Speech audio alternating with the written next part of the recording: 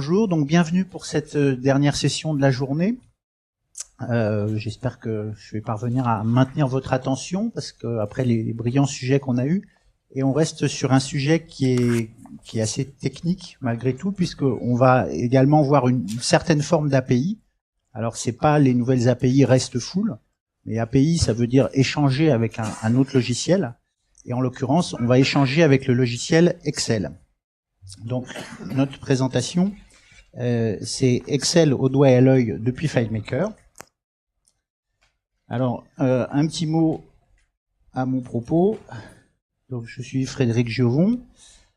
J'ai eu une formation en gestion finance. Bon, j'ai déjà fait quelques présentations à des conférences précédentes.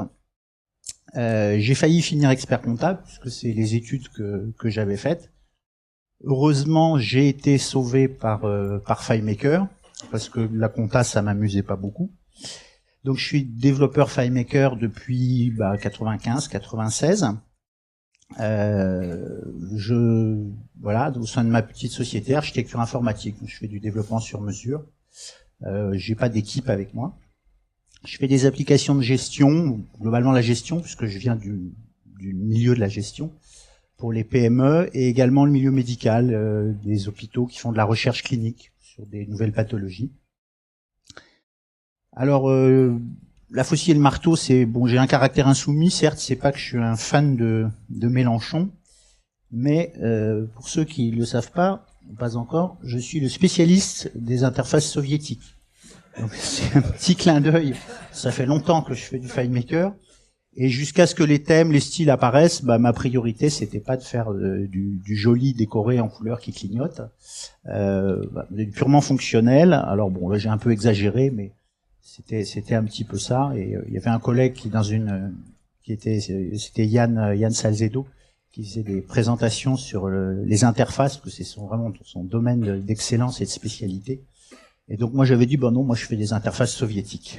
Voilà. Bon, sinon j'ai plein d'autres hobbies, mais on n'a pas trop le temps de vous en parler, donc on va passer directement à autre chose.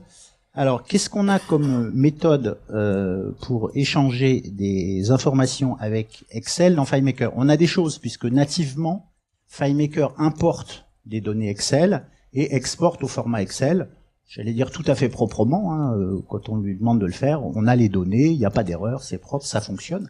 Simplement, ça ne fonctionne que sur des listes, c'est-à-dire il faut partir d'un tableau Excel qui est formaté sous forme de liste, avec les infos en colonne bien rangées, pas de blanc, pas de cochonnerie.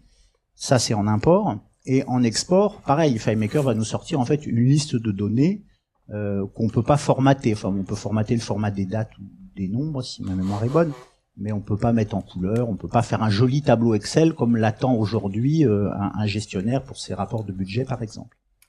Donc, alors l'autre limite, donc pas de mise en forme et évidemment pas de formule quand on exporte dans FileMaker. Du coup, il y a d'autres solutions qui vous ont été présentées dans d'autres conférences précédemment, les autres années, notamment une solution qui exploite le HTML et le CSS, qui donnait des résultats très jolis, puisque à l'importation, Excel est capable d'analyser que c'est un fichier HTML CSS et de le transformer en un fichier Excel en appliquant les mises en forme et même les formules. Donc c'était une solution qui marchait bien. Par contre, il faut générer, maîtriser du code HTML et CSS. Donc ça, on n'est pas tous forcément à l'aise avec ça. Puis c'est quand même un vrai boulot à programmer. Et ça marche pas avec tous les tableurs. Ça marche avec un Excel récent. Mais alors je sais pas si ça fonctionne avec LibreOffice, OpenOffice ou Numbers. Enfin, tout le monde aujourd'hui, il y a des gens qui utilisent autre chose que Excel. Et puis évidemment, HTML, CSS ne fonctionne qu'en exportation, on le génère. Ça marche pas en importation. Donc c'est limité. Donc la solution que je vous présente aujourd'hui, elle s'appuie sur un plugin, puisqu'il n'y a pas de fonction dans FileMaker pour piloter Excel. Elle s'applique sur un plugin qui s'appelle MonkeyBread Software. Alors, bon, je suppose que la plupart d'entre vous savent ce que c'est qu'un plugin. Pour ceux qui viendraient à découvrir plus récemment notre plateforme FileMaker, un plugin, c'est un petit bout de programme complémentaire qu'on va rajouter à côté de FileMaker et qui va dialoguer avec FileMaker pour nous apporter des fonctionnalités qu'on n'a pas dans FileMaker. Donc il y a des plugins pour gérer des fichiers, pour gérer des images. Il y a des plugins qui font un peu tout, presque le café. Et c'est le cas de Monkey Bread Software, qui je crois que vous avez été présenté, pour ceux qui étaient venus les années précédentes, dans une session par l'auteur du plugin. C'est une ressource énorme, il y a plus de 4900 fonctions dans différents domaines. Donc ça gère les fichiers, ça gère des PDF, ça gère des images, ça gérait du curl et du JSON avant que FileMaker le fasse. Et donc là, en l'occurrence, il y a dans ce plugin 280 fonctions à peu près pour gérer Excel. Donc on se doute qu'il y a pas mal de possibilités. Alors le plugin lui-même n'est pas capable de piloter directement Excel. Il fait appel à ce qu'on pourrait appeler un deuxième plugin derrière, qui est une librairie. D'où le couple plugin Monkey Bread Software plus une librairie libxel. En pratique, c'est simple, c'est deux fichiers qu'il suffit de mettre au bon endroit dans un certain dossier et on se pose pas d'autres questions. Alors, libxel, justement, donc ouais, 274 fonctions. La nouveauté, c'est qu'il est compatible avec Excel 2016, que je suppose qu'ils ont dû changer un peu les formats et rajouter des fonctionnalités. Donc les préalables, installer MBS plugin pour piloter libxel et installer la librairie. Par ailleurs, le plugin MBS, je vous invite à regarder la documentation et les fonctionnalités. Donc je vous ai mis des liens.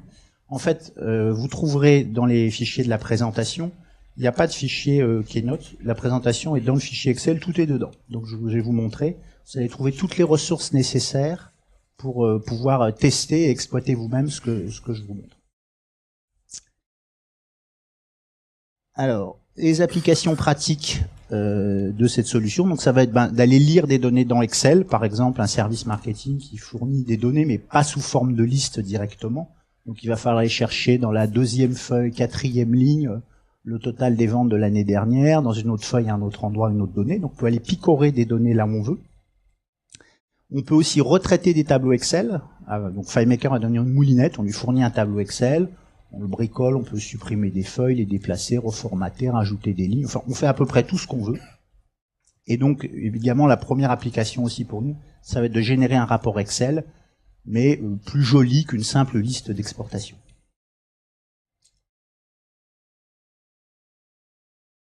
Alors, les règles de base qu'on va voir à chaque fois qu'on veut faire appel piloter Excel, il faut donc initialiser la librairie libxel, donc là il y a une commande, une instruction, on va le voir.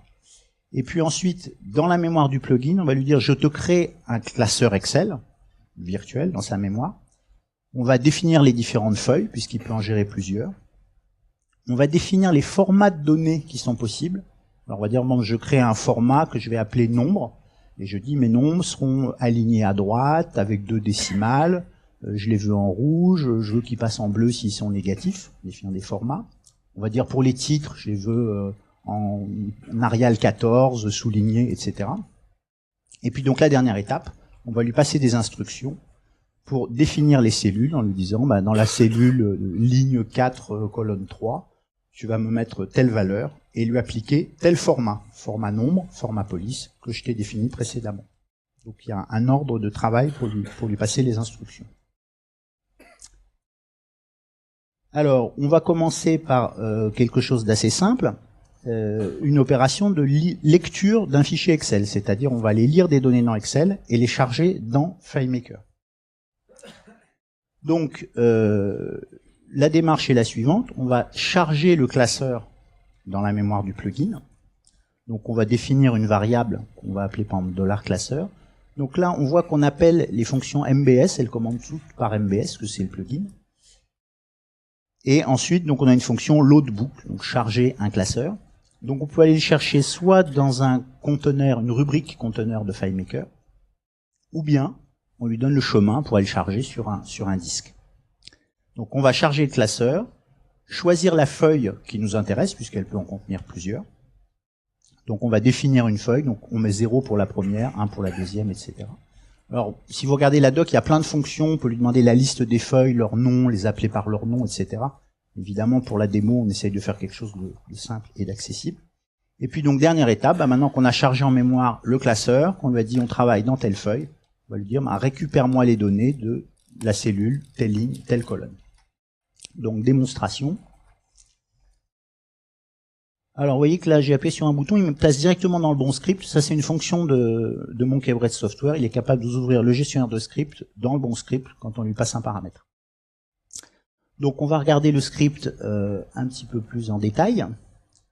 Alors à chaque fois qu'on veut faire un travail au plugin et à la librairie, puisqu'il travaille qu'en couple, il faut initialiser la librairie. Donc je vous ai fait un script d'initialisation de la librairie. Concrètement, ça consiste à dire au plugin, voilà, la librairie XL, c'est un fichier qui se trouve à tel endroit. Donc si elle n'y est pas, le logiciel va l'application va vous l'installer directement sur votre machine. Donc on initialise la librairie. Là, en fait, je vais aller chercher, parce que j'ai fait une bibliothèque de fichiers Excel qui sont tout près dans l'application, pour que vous puissiez faire des tests. Donc on va aller, donc ça c'est le script qui charge la librairie. Donc pour la lecture, on va aller chercher dans un modèle de fichier, on va aller chercher la liste des ventes. On va effacer les données dans ma table de vente, parce que pour la démonstration qu'on parle d'une table vierge. Je vais aller chercher le fichier XLS dans ma table où j'ai archivé mes fichiers. Et on va le charger en mémoire. Donc on voit ici l'instruction. Alors je ne sais pas si c'est assez gros, on va peut-être zoomer un petit peu. Voilà, on va lui dire, dans la variable classeur, on appelle la fonction charger un classeur, et on lui dit il se trouve à tel endroit. On lui dit qu'on travaille dans une feuille donnée, donc la première. Alors c'est exactement comme dans JSON, c'est un peu pénible, mais le plugin, quand on lui parle, les numéros de ligne et colonnes commencent à 0. Donc il faut l'avoir en tête, parce qu'en fait, quand on lui dit écris-moi dans la ligne 1, il faut lui dire écris-moi dans la ligne 0. Donc dans mon exemple Excel, j'ai mis des titres, je vais vous le montrer, le fichier. Je dis de commencer à la ligne 6, et donc on va faire une boucle qui va me charger dans des variables, donc le nom du client, la date, le montant. Donc on a une fonction. On lui dit Excel, dans la feuille, lis-moi la cellule. Donc on lui dit dans tel classeur, de telle feuille. Et là, on lui passe en paramètre le numéro de ligne et le numéro de colonne. Donc moi, je les passe avec une numérotation normale, parce que quand vous regardez dans Excel, ça commence pas à 0. Et donc pour le plugin, on lui dit bah, tu enlèves 1, tout le moins 1, après les lignes, colonnes à chaque fois.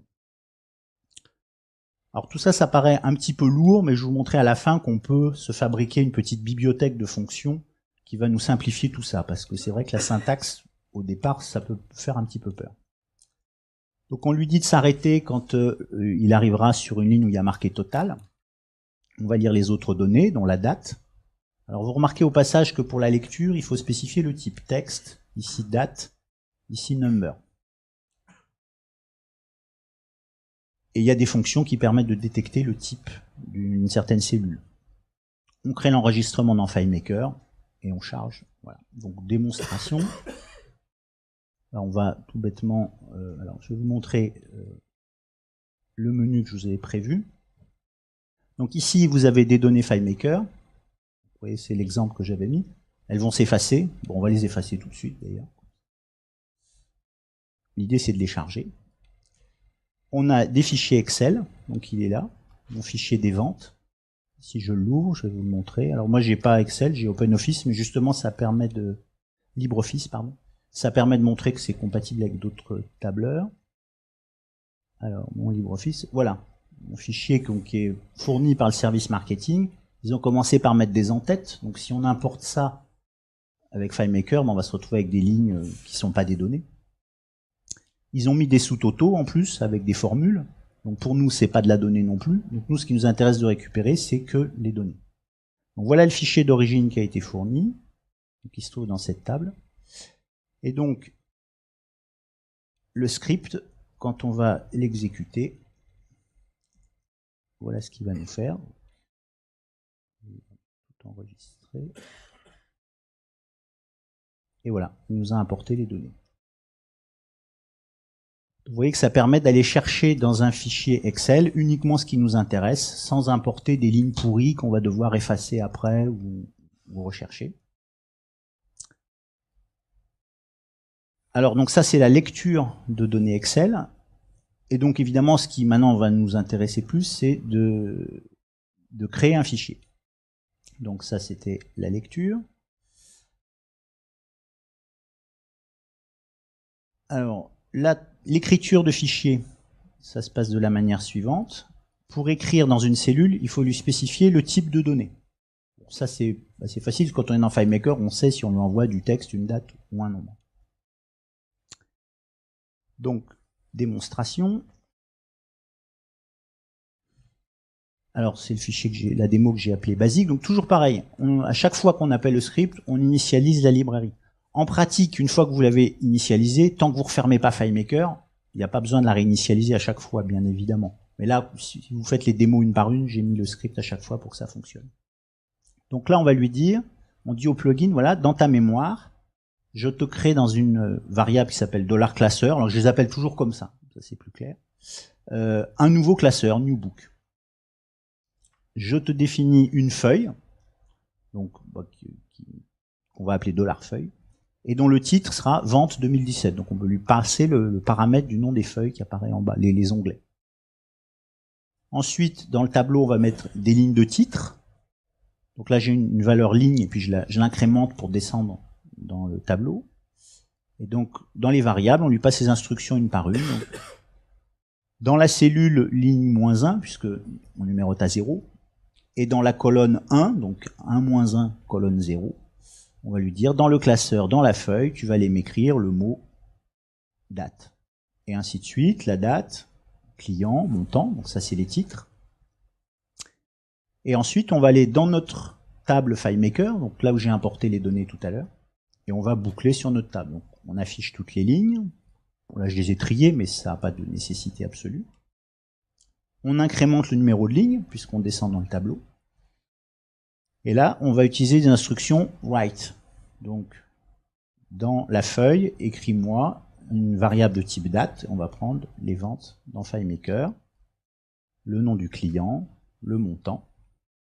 Donc j'allais dire c'est assez lourd, mais on pourrait pas faire tellement moins. C'est un peu comme dans FileMaker, on est obligé de définir les rubriques une par une. Donc là, il y a une syntaxe un peu plus lourde, puisqu'on s'adresse au plugin.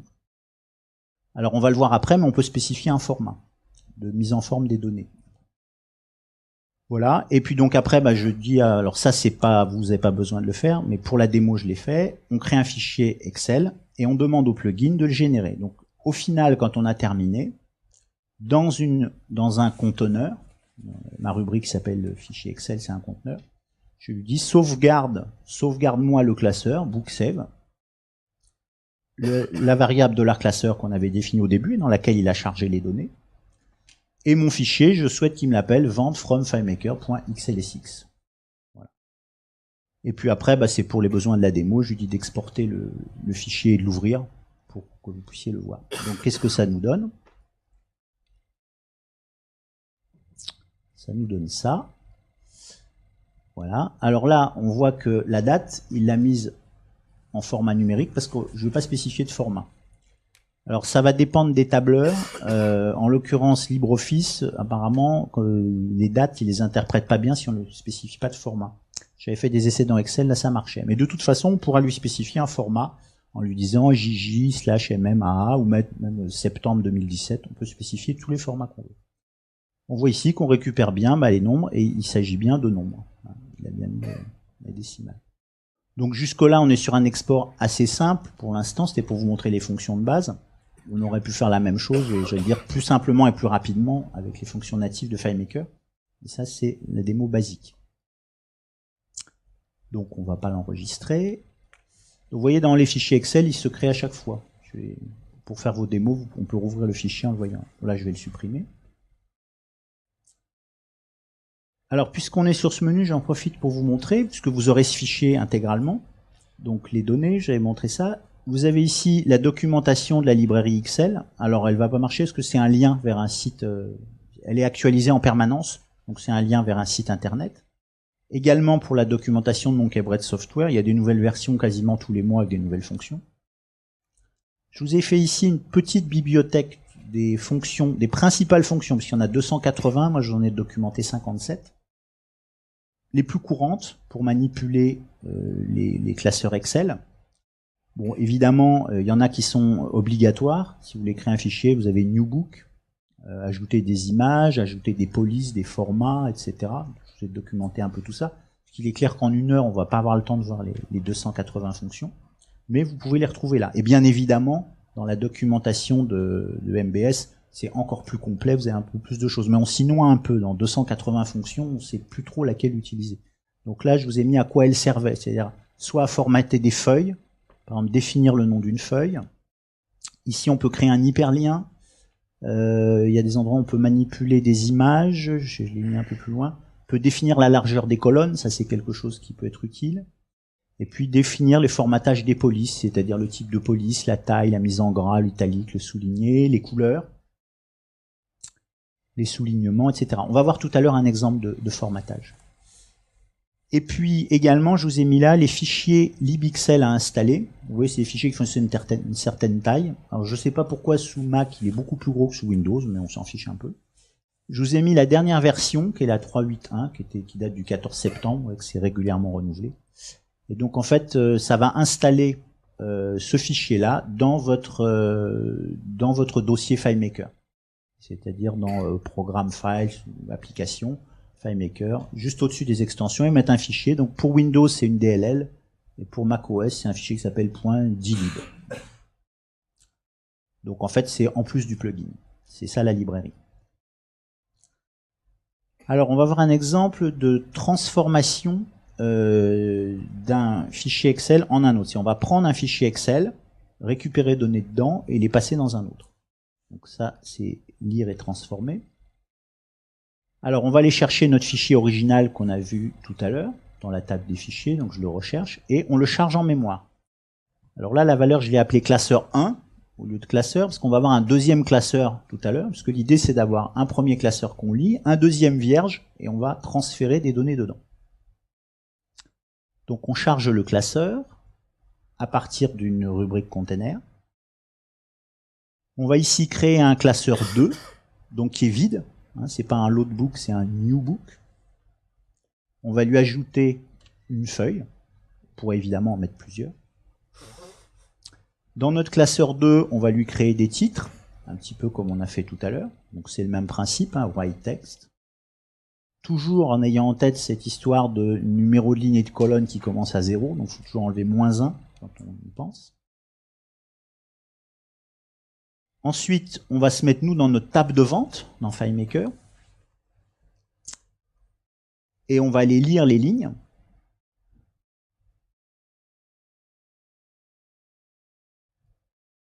Donc, on charge ici, en fait, du classeur 1, donc read text du classeur 1, on va aller lire les lignes et les colonnes au fur et à mesure. On s'arrête quand c'est vide. On va lire la date, le montant. Et ensuite, on va aller les écrire dans le classeur 2. Donc ça, c'est une fonctionnalité, moi, qui sert souvent chez des clients, c'est que vous avez un service vente, marketing, qui a produit un tableau Excel avec des données. Et puis, toutes les semaines ou tous les mois, il y a quelqu'un qui, à la main, va prendre des fichiers dedans et les déplace, copie-colle, dans un fichier qui est destiné à la direction financière, qui veut pas la même chose, ou qui veut les présenter autrement ou en rose. Donc là, on automatise, en fait, le travail qu'on ferait manuellement. Donc on va l'écrire ici dans le classeur 2, donc write text, write number, write date pour chaque type de données. Donc là on descend les lignes dans la boucle.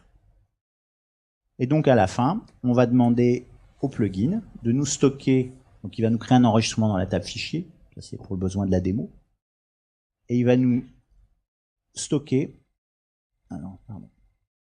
book save, donc sauve le classeur, vente formatée XLSX. Donc on essaye, on regarde ce que ça donne.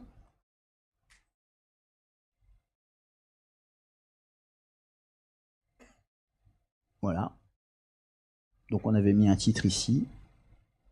Et en allant lire les données dans un classeur, il les a mises dans un autre. Bon, là aussi, j'ai fait au plus simple possible pour pas que le script fasse 500 lignes.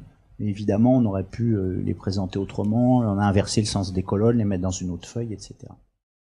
Il y a énormément de fonctions qui permettent vraiment de faire tout ce qu'on veut. Alors, on va effacer ça. Alors ensuite, je vais vous montrer pour insérer une image. Donc on peut aussi mettre des images dans un classeur Excel. Bon, c'est une utilisation moins courante, mais la fonction existe. Donc on va se choisir une image. Il faut que l'image existe quelque part. Donc on peut la prendre soit sur le disque, soit dans une table, un conteneur FileMaker. On va choisir une image. Bon, j'ai pris 3 images. On va être correct. Vous voyez, il y a des plateformes de développement où ils ont une communication un peu plus fun. Mais... Donc nous on va prendre le petit chat. C'est plus mignon, donc on a choisi le petit chat. Alors on va aller voir comment on insère une image. Donc, toujours pareil, on charge l'image depuis un conteneur. Alors on va charger le classeur. En fait, je prends mon fichier Excel et on va lui rajouter une image à l'intérieur. Donc on va chercher le fichier Excel, on le recherche, on le charge en mémoire, toujours comme d'habitude, loadbook. On lui dit dans la feuille 0. Ensuite, je vais dans mes images, j'active l'image que j'ai choisie. Alors une image, on peut la prendre donc soit dans un conteneur, soit sur le disque. Donc là, elle est dans un conteneur. Donc en fait, une image, on la déclare après la création du classeur, et puis on pourra l'utiliser après, on pourra l'insérer autant de fois qu'on veut dans différentes feuilles. Par exemple, pour un logo, on pourrait le mettre dans chaque feuille. Donc là, on va charger l'image. Donc, une fonction addPictureContainer, donc ajouter une image à partir d'un conteneur dans le classeur, et là je lui donne le nom de la rubrique où se trouve mon image. Bon, pour la démo, on va mettre un commentaire en texte à côté, que je prends dans l'image. Alors ensuite, on peut gérer la taille de l'image, donc définir sa dimension. Donc il y a 2 manières, soit on définit la dimension, soit on définit la mise à l'échelle pour garder les proportions. Donc, ça aussi, je ne rentre pas dans le détail, vous le verrez plus dans la doc. Donc j'ai fait un exemple d'insertion en définissant la taille. Donc là, je suis allé chercher la largeur et la hauteur de l'image. Et ici, une mise à l'échelle à 0,5. Et puis comme toujours dans les démos, là, donc à la fin, on crée un fichier Excel et on lui dit dans le conteneur book_save, et là je lui dis de l'appeler avec image.xlsx. On va tester ce que ça donne. Donc on part en fait de notre fichier Excel vierge qu'on a vu tout à l'heure où il y a les ventes, et on va rajouter l'image du petit chaton dans les ventes. Donc l'image a été mise 2 fois, un endroit, la première fois je lui ai donné les dimensions, et là, la deuxième fois, je lui dis tu me l'installes à l'échelle 0,5 par rapport à sa taille initiale. Et donc, ça c'était le classeur Excel original, il n'a pas touché à cette partie-là, puisqu'on ne lui a pas dit d'y toucher.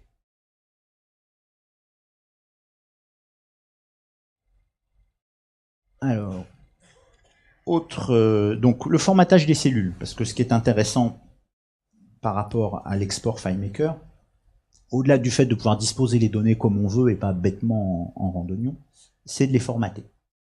Alors le formatage, c'est un petit peu compliqué, je trouve, dans le plugin, parce qu'en fait, il faut définir les formats d'abord. Donc, comme toujours, on initialise la librairie, on crée un nouveau classeur et une nouvelle feuille. La première chose à faire, si on veut utiliser des couleurs, c'est de les définir. Donc, on lui dit, on va t'exprimer les couleurs en mode RGB. Donc on passe en mode RGB. Sinon, il existe dans le plugin une bibliothèque de couleurs. Par exemple, 12 c'est le bleu, 22 c'est le rouge. C'est pas très pratique de s'en rappeler. Et puis si on veut mettre des couleurs spécifiques, le RGB c'est pratique. Donc on va créer une couleur qu'on va appeler $rouge. Donc on lui dit color pack. Donc ça veut dire empacte-moi une nouvelle couleur. Et on lui passe les paramètres RVB, 3 chiffres. Donc je l'ai fait simple, un rouge, un bleu, un vert. Donc maintenant le plugin connaît 3 couleurs, au-delà du noir qui est sa couleur par défaut. On va lui dire maintenant, je vais te créer des polices.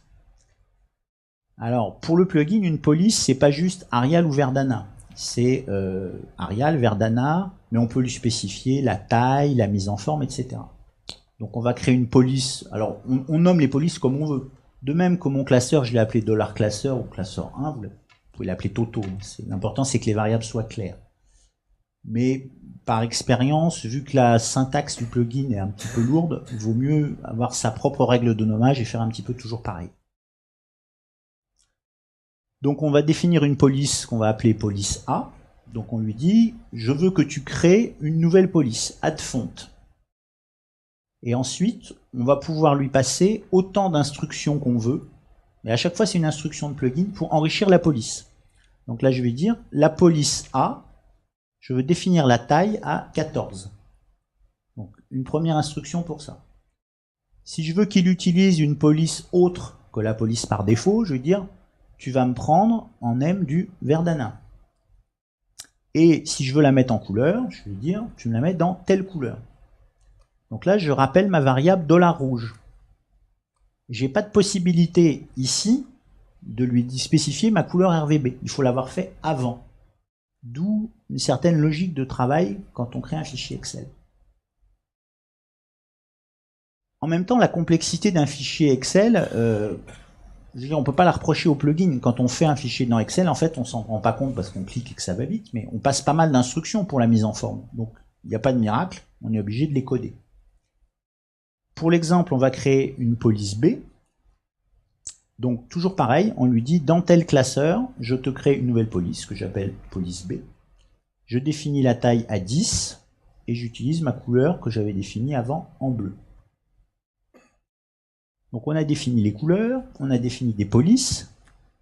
Il faut maintenant qu'on définisse des formats. Parce qu'en fait, quand on va écrire dans une cellule, je ne peux pas lui dire, écris-moi telle ligne, telle colonne, le mot Toto. Je ne peux pas lui dire, tu l'écris en bleu ou en Verdana. Il n'y a pas possibilité. Tout ce que je peux faire, c'est lui dire, tu vas me l'écrire dans un format que je t'aurais préalablement défini. Donc, on définit les couleurs, on définit les polices, et ensuite on définit les formats. Donc là, on va créer un format que j'ai appelé format _t. J'ai l'intention de mettre du texte dedans. Donc, j'ajoute un format dans le classeur. Et là, je vais lui dire, ce format, je te spécifie que c'est la police A.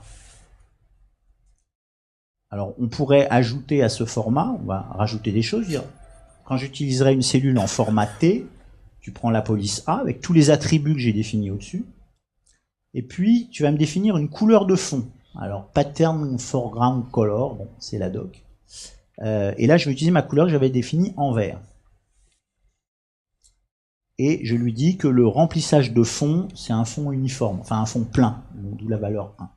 On peut mettre des hachures, on peut mettre tout ça. Bon, vous allez voir, le résultat est assez moche, hein, j'ai fait rouge, vert, bleu, mais c'est pour bien montrer qu'on peut formater l'ensemble. Ici, je vais définir un format numérique. Donc, de nouveau, après avoir ajouté un format T, je crée un format N. Donc, je vais lui dire que je le mets en euros. Donc j'ajoute un format de nombre personnalisé avec un formatage qui ressemble un petit peu à ce qu'on fait dans Excel, hein. Spécification des séparateurs de milliers, des décimales, de la valeur de devise. Je lui dis que mon format va utiliser le format de nombre euro et je veux qu'il soit aligné à droite, donc d'où le chiffre 3.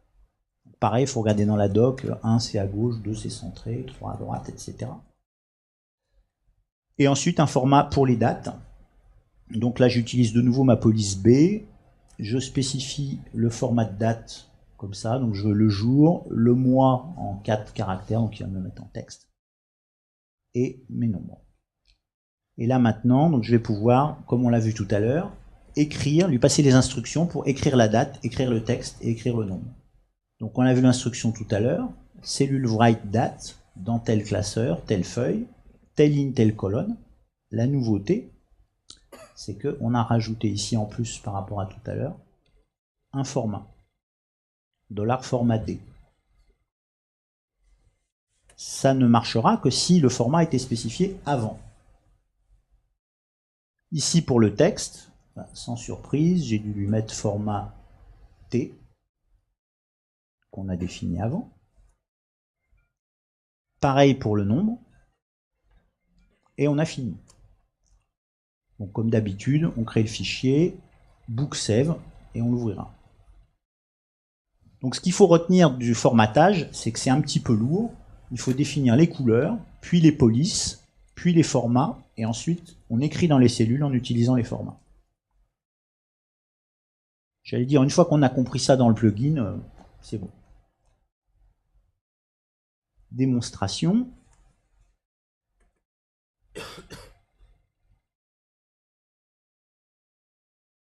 Voilà, alors on fait un petit peu. Ouais, je ne sais pas zoomer sur cet écran-là. Voilà, donc il m'a mis ma date en bleu, puisqu'on lui avait dit de la mettre en bleu. Il a mis le texte comme on lui avait dit, avec l'horrible back foreground vert que je lui ai demandé, et le formatage du nombre avec séparateur de milliers, de décimales, l'euro. Voilà le principe. J'ai fait volontairement des démos d'exemples simples pour que vous puissiez les repiquer, puisque mon intention c'est que vous ayez envie d'utiliser cette solution-là pour générer des tableaux Excel. Donc là je n'enregistre pas, on va les supprimer. Alors on a vu le formatage de cellules. Alors autre chose intéressante, rentrer des formules de calcul. Parce que l'idée en fait, c'est de fournir un vrai tableau Excel et pas juste des données. Comme ça, on va par exemple générer un tableau Excel. Si l'utilisateur rajoute des lignes dedans, comme on a mis des formules de somme, elles vont s'ajouter toutes seules dans la somme. Si on s'était contenté dans la cellule totale de mettre le total qu'on a calculé nous avec FileMaker, c'est plus vraiment un tableau Excel, c'est du Word dans Excel. Donc pour les formules de calcul, ça marche comme ça. Toujours la même histoire, initialiser, créer un classeur, créer une feuille. Alors ici, j'écris dans le tableau des valeurs qui vont me servir pour les formules, donc un peu de texte, 3 nombres, 10, 20, 30, très simple.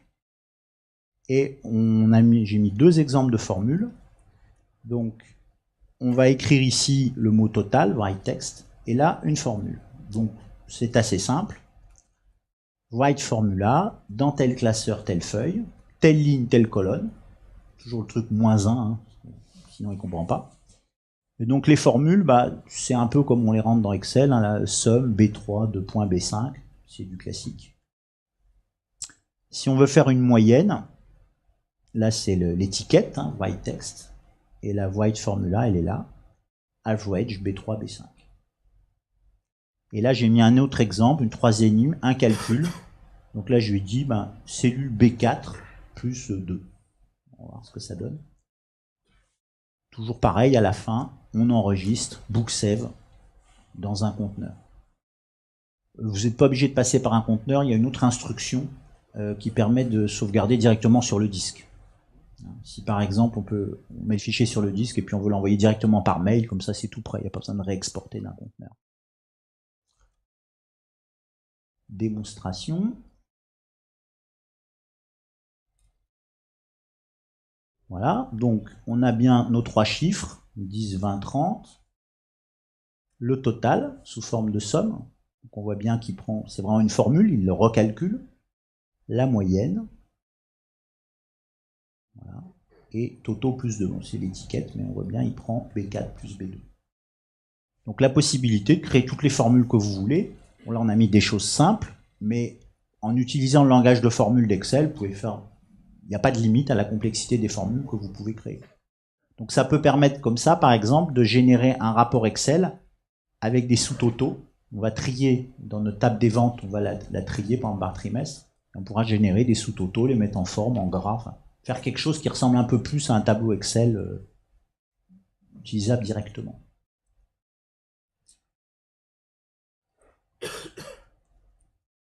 Alors, on a vu donc l'image, le formatage des cellules, les formules de calcul. Ah, les graphiques. Les graphiques, parce que c'est vrai que l'intérêt d'Excel, principalement, c'est de faire des graphiques, des camemberts, des bas. Alors on a un problème, dans le plugin et la librairie, il n'y a aucune fonction pour créer des graphiques. On ne peut pas lui dire, crée-moi un histogramme ou un camembert avec la plage de cellules B3. Il n'y a pas. Je ne sais pas pourquoi, mais ça n'a pas été prévu. Donc c'est un peu embêtant. On va trouver un moyen de contourner la chose. C'est de créer le graphique avant dans un classeur. Donc le principe serait le suivant. Vous avez vu tout à l'heure qu'on peut aller lire des données dans un classeur, on peut aller les compléter. Donc l'idée c'est de créer un classeur avec un graphique vide, donc je vais vous le montrer. dans mes fichiers Excel ici, j'avais mon fichier des ventes qu'on a vu tout à l'heure, et puis j'ai créé un fichier que j'ai appelé graphic source. Donc on va l'ouvrir pour voir ce qu'il y a à l'intérieur. Bon, à l'intérieur, il n'y a pas grand-chose en fait. J'ai mis une feuille, j'ai mis 4 cellules et des barres comme ça. Donc ça, c'est un fichier qu'on a préparé avant.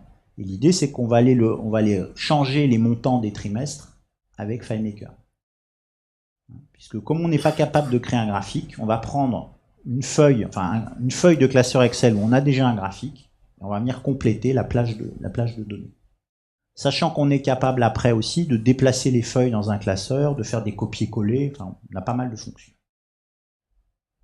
Donc on va voir ce que ça donne.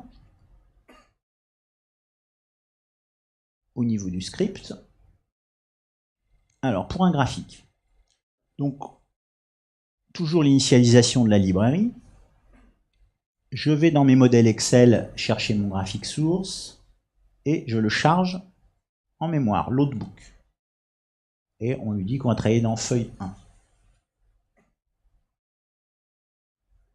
On va ajouter une deuxième feuille, donc add booksheet, qu'on va appeler vente.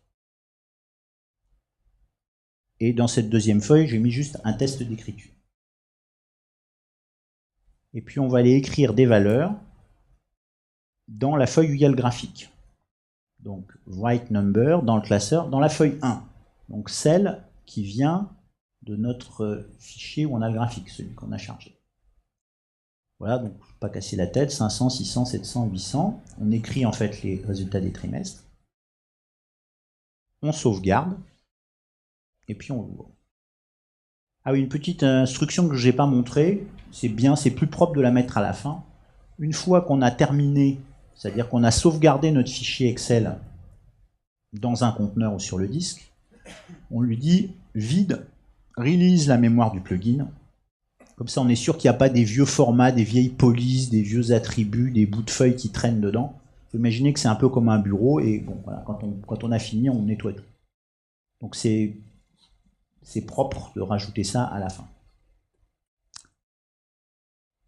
Une petite démonstration, et donc on voit ici. Alors le texte que vous avez là-haut, c'est parce que en fait j'ai pas mis de licence, comme c'est un fichier de démo que je vais vous fournir, j'ai pas mis le code licence que j'ai sur libxl. Donc ça fonctionne, simplement la première ligne, il vous écrase ce qu'il y a sur la première ligne en mettant cette mention-là. Et vous êtes limité, je ne sais plus, à une cinquantaine, une centaine de cellules que vous pouvez écrire avec la version de démo. Mais la version de démo est pleinement fonctionnelle, sans limitation dans le temps. Donc vous pouvez vraiment faire tous les essais. Et c'est vraiment une fonction qui vaut le coup. Voilà, donc j'ai chargé les valeurs des trimestres et on voit évidemment qu'il a retracé le graphique, puisque le graphique se réfère à ces cellules. Donc ça, c'est la petite astuce, bon, c'est un peu bricolé, c'est vrai, mais qui permet de contourner cette limite des graphiques. L'autre limite, c'est qu'il ne gère pas les macros. Alors les macros dans Excel, moi je n'ai pas trop l'occasion de m'en servir, je ne sais pas si ça sert encore beaucoup, s'il y a pas mal de problèmes avec les macros. Ça par contre, il ne les gère pas et je n'ai pas trouvé de solution, mais je pense que de la même façon qu'on fait pour le graphique, si on charge un fichier qui contient des macros, le plugin ne va pas les détruire, on va compléter ou modifier les données, mais les macros vont rester dans le classeur Excel. Alors, on va revenir un petit peu à la présentation. Donc, en fait, je défile les slides parce que tout ça, le formatage, je vous l'ai montré. On a fait la démo, j'ai montré le script en détail, donc comme on n'a pas énormément de temps, on ne va pas traîner là-dessus. Alors, quelles sont les limites de libxl? D'abord, bon, c'est payant. Bon, ça, c'est pas une grosse surprise. Le plugin MBS coûte 99 euros ou dollars, je sais plus, euros, je crois. Pour 4950 fonctions, honnêtement, ça vaut le coup. C'est presque un complément indispensable de FileMaker. C'est à se demander ce qu'on ne peut pas faire avec le plugin. Ce serait plus simple de chercher ce qu'on ne peut pas faire que ce qu'on peut faire. Vous pouvez gérer des mails, des images, dessiner, enfin on peut tout faire. En l'occurrence là, on en a besoin pour piloter libxl. Et la librairie libxl, elle coûte 200 euros. Donc on achète une fois pour toutes. Compte tenu de l'intérêt, en général demandé par les clients dans le domaine de la gestion de générer des tableaux Excel propres et formatés, c'est vite amorti. Hein. C'est, je sais pas, 200 euros, c'est 2 heures de développement. Ça vaut le coup. Donc pas de gestion des graphiques et des macros, mais je vous ai montré comment on pouvait éventuellement les modifier. Et puis par contre l'inconvénient, je dirais, c'est une syntaxe assez complexe, parce qu'il faut tout spécifier forcément, parce que sinon il fait un tableau Excel tout simple. Cette histoire de numérotation des lignes et des colonnes à partir de 0, bon pour le JSON je veux bien, mais quelqu'un qui a sous le nez un tableau Excel, il va vous parler de la cellule ligne 4 colonne 1, mais pas de la 4-1, 0. Bon, donc ça c'est une gymnastique intellectuelle à faire, c'est un peu casse-pied. Et donc oui, la lourdeur du formatage, c'est qu'il faut passer les attributs de formatage un par un. C'est-à-dire je peux pas passer en une seule instruction, lui dire le formaté c'est Verdana, taille 8, gras, italique, souligné, rouge. On peut pas. Il faut à chaque fois balancer une instruction. La taille, c'est ça. La couleur, c'est ça. Le formatage, c'est ça. C'est un peu un inconvénient du plugin. Donc, pour contourner les limites, partir d'un fichier XLS contenant les graphiques et en le modifiant. Ça, on l'a vu. Alors, l'idée, puisqu'on est dans les API, il y a une piste. C'est que, en fait, ce plugin, c'est une API. Il y a un langage pour lui parler, qui est ce qu'il est, mais qui a sa complexité, sa lourdeur, son graphisme. Et on voit que le plugin, en fait, il sert déjà d'intermédiaire avec la librairie. Parce que quand vous regarderez la documentation de libxl, en fait, libxl, ça a été fait pour les développeurs qui font du code lourd. Il y a des gens qui font du web, etc. Donc il y a des fonctions, mais c'est vraiment du codage compliqué pour nous qui sommes habitués à FileMaker. Donc MBS Plugin nous a déjà simplifié un peu la chose, en la rendant un peu plus compréhensible pour l'humain. Mais on pourrait aller plus loin, c'est-à-dire se fabriquer nous-mêmes un module générateur de fichiers Excel en lui passant des instructions dans un langage qui, pour nous, serait plus clair et qui, donc, ce langage interpréterait le plugin. Donc, c'est un peu l'idée de ce que j'ai voulu faire, c'est-à-dire que vous auriez votre fichier application, un fichier module, on lui enverrait des paramètres, et on lui enverrait en paramètres le contenu des cellules, l'emplacement, les formatages, le nom du fichier Excel qu'on veut, le nom des feuilles. Il nous crée tout ça, et puis il le pond sur le disque à un endroit, un chemin qu'on lui aura passé. Et comme ça, on pourrait à terme s'affranchir de toute la tripaille d'instructions MBS, des boucles, etc. Donc je vous ai mis, vous trouverez dans les exemples. Donc libxl, c'est le fichier que vous avez vu jusqu'à présent. Nostalgie, vous en occupez pas, c'est le machin des interfaces soviétiques. C'est juste que comme on peut plus faire des interfaces soviétiques en version 16, parce qu'il y a des fonctions qui ont disparu, j'ai dû le mettre à part. Ce qui nous intéresse, c'est le fichier libxl module. Alors, c'est pas une API complètement développée, mais l'idée, c'est que ce fichier va nous simplifier la vie pour générer des fichiers Excel. Alors, vous avez, c'est l'objet des deux dernières démos en bas, module de lecture des données et module de générateur avec JSON. Donc on va regarder les deux scripts. Le module de lecture. Donc ici, j'exporte le fichier Excel à un certain emplacement avec un chemin. Je prépare les paramètres avec le module. On l'envoie au fichier module. Donc avec un petit coup de JSON pour être à la mode, pour la mise en forme des paramètres. Vous voyez, j'active un script lecture dans mon fichier module, qui est à l'extérieur. Vous voyez ici, c'est tout de suite beaucoup plus simple pour la lecture. Et au retour, je vais lui demander de m'afficher dans un dialogue ce que m'a renvoyé mon module. Donc démonstration. Voilà ce qu'on envoie au module. Donc c'est du JSON. Je lui dis, voilà le chemin. Il y a un fichier qui se trouve à tel endroit, donc là j'ai mis un chemin temporaire, c'est pour ça qu'il y a un nom un peu bizarre, il s'appelle ventxlxx. Je voudrais que tu me récupères les colonnes 1, 2, 3 et 4. Alors on pourrait spécifier la 1, la 3, la 50, la 22, comme on veut. Alors, tu ignoreras les lignes quand la colonne 2 est vide. Donc j'ai un peu défini un langage, alors on pourrait clarifier les paramètres. Et la dernière ligne, donc la première ligne, ce sera la 6, et tu vas t'arrêter quand dans la colonne 2, il y aura le mot total. Parce qu'en fait, il faut lui dire où est-ce que tu vas commencer ta lecture, et où est-ce que tu l'arrêtes, ou une condition d'arrêt, puisque ça va être une boucle la lecture, il va descendre le fichier. Et voilà ce que le plugin nous renvoie. Enfin, le plugin, pardon, mon module. Donc après, on peut récupérer ça, par exemple, dans une virtual list, ou bien le réimporter dans des tabs FileMaker, etc. Mais on a beaucoup simplifié la lecture par rapport à tout à l'heure. Le premier script que j'ai montré, il fallait lui spécifier, je voudrais lire une date, je voudrais lire un nombre, je voudrais lire un texte, la colonne, tu penseras à mettre -1, etc. Donc si on ouvre le fichier module, on va regarder le script de lecture, comment il travaille. Donc là, il n'y en a qu'un. Donc on a un paramètre entrant en JSON. On va parser le JSON pour récupérer dans des variables les valeurs dont on a besoin, c'est-à-dire le chemin, où est-ce qu'on va aller chercher le fichier, la ligne où on commence, les conditions d'arrêt. Donc ici, on parse le JSON avec des fonctions, vous voyez, getElement. Là, c'est facile à parser parce que j'ai fait un JSON qui n'a qu'un seul niveau. Il n'y a pas de point, de tableau crochet, de descente. Donc, ça, c'est assez facile. Le module va importer le fichier, puisqu'on lui a donné le chemin, donc il le charge. Il le charge en mémoire du plugin Notebook. Et là, il se place sur la ligne de début. Il va faire sa boucle. Il va descendre le tableau. Donc, vous voyez les conditions d'ignorer. Je l'avais dit quand il y a une ligne de vide, puisque le service marketing nous avait envoyé un fichier où il y avait des sous-totaux. Les sous-totaux, nous, on n'en veut pas, on veut que les données.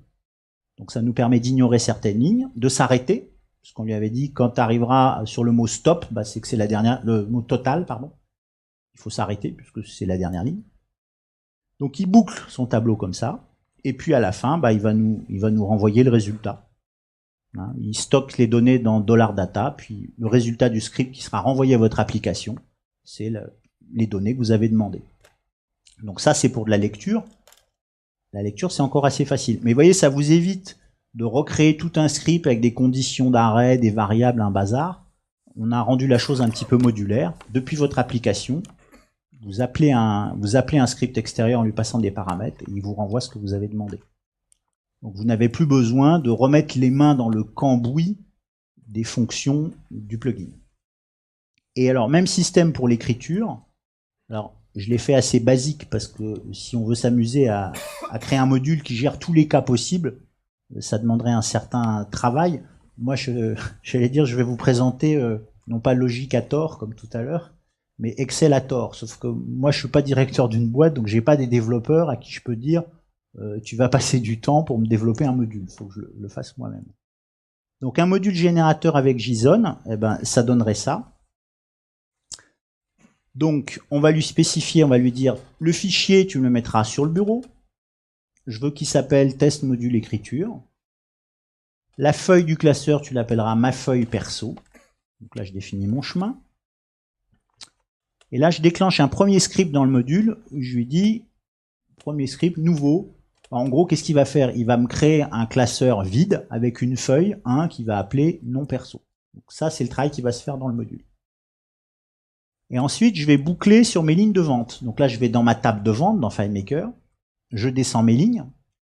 Mais au lieu de lui passer tout un tas d'instructions en MBS, là, comme on a vu tout à l'heure, j'active un script, donc toujours dans le module, script 2, le mot script write, écrit dans les cellules. Alors, qu'est-ce qu'il y a là-dedans? Un petit coup de JSON pour être à la mode. Donc, je lui passe, il a besoin de quoi comme paramètre? La ligne, la colonne et la valeur. D'où le typage des nombres. Les lignes, c'est des nombres, JSON number. La valeur, en l'occurrence, le nom du client, c'est un string. Donc, passe du texte. Alors évidemment, là, je n'ai pas passé de paramètres de formatage. Je ne voulais pas alourdir l'exemple, mais il faudrait lui créer des formats, lui passer des paramètres de format. Et donc voilà, on a en fait 3 colonnes à écrire. Si on regarde ici, donc là, c'était le nom du client. Ici, on va avoir la date. Donc on change la ligne, colonne 2, etc. Donc on s'affranchit en utilisant le module de la grammaire du plugin. Vente suivante. Ensuite, on voudrait écrire un total. Donc pareil, write total. Sauf que là, on va lui passer le mot total. Et ici, on va lui passer une formule, si ma mémoire est bonne. Voilà. Donc on lui dit somme, C2, etc. voyez, on a construit le numéro, enfin, on a construit la formule en fonction du numéro de la dernière ligne, puisque c'est une somme, plus il y a de lignes, plus il faut que la formule de somme sera vue. Voilà, donc petite utilisation amusante du JSON. Et puis, dernier script qu'on va appeler dans le module quand on a fini, on lui dit, ben, c'est bon, c'est terminé, tu me génères le fichier, donc il va faire un save book à l'emplacement. Et donc là, bah, je reviens dans ma démo et je charge le fichier qui m'a créé et je l'ouvre. Et insérer le fichier qu'il aura mis, donc on lance ce que ça donne.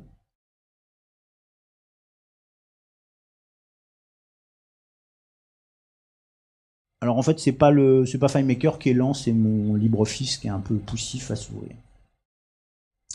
Voilà, et donc il m'a généré un fichier. Alors comme j'ai pas mis de format de date, bah, il a pris la donnée que je lui ai donnée, mais on aurait pu passer des formats. Et puis on voit bien qu'en bas, il a bien passé la formule, c'est bien une somme. Donc grâce à ce petit module, que vous pouvez enrichir avec vos formatages, vos systèmes, en passant en JSON le minimum de paramètres, on va déplacer la grammaire de la librairie UXL dans le module. Et donc on peut la réutiliser après dans n'importe quelle application. C'est un petit peu le système de Logicator, mais bon, en moins sophistiqué à ce niveau-là. En fait, il reste à développer des paramètres de formatage si vous le voulez. On a fini. Voilà.